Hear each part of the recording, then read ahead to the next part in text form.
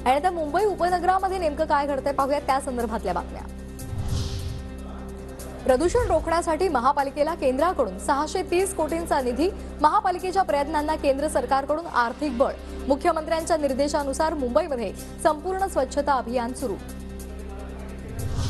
कृत्रिम पाऊस पाडण्यासाठी महापालिका वेट अँड वॉचच्या भूमिकेमध्ये। कृत्रिम पावसासाठी इच्छुक कंपन्यांमधील एकाची निवड करण्याचा निर्णय घेतला जाईल, पालिकेची माहिती।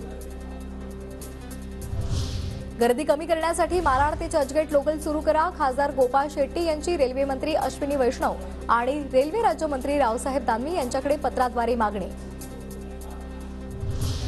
नवी मुंबईमध्ये 24 विभागांमध्ये 143 चार्जिंग पॉइंटची निर्मिती केली जाणार।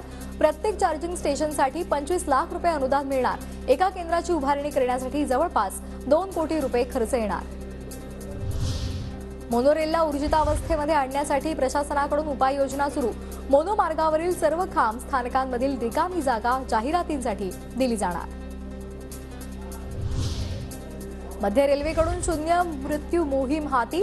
मध्य रेल्वेकडून मुंबईसह ठाणे आणि नवी मुंबईतील संस्थांशी पत्रव्यवहार करून कार्यालयीन वेळा बदलण्याची विनंती। रेल्वे अपघात रोखण्यासाठी रेल्वेकडून उपक्रम। 2 वर्षांचा बीएड अभ्यासक्रम कायमचा बंद। पुढील शैक्षणिक सत्रापासून केवळ 4 वर्षांच्या बीएड अभ्यासक्रमाला मान्यता दिली जाईल। आरसीआय सचिव विकास त्रिवेदी यांची माहिती। मुंबई पोलीस दलातील 8 महिला पोलिसांकडून बलात्काराचा गंभीर आरोप। पोलीस उपायुक्तांसह आणखी 3 अधिकाऱ्यांकडून बलात्कार होत असल्याचा आरोप।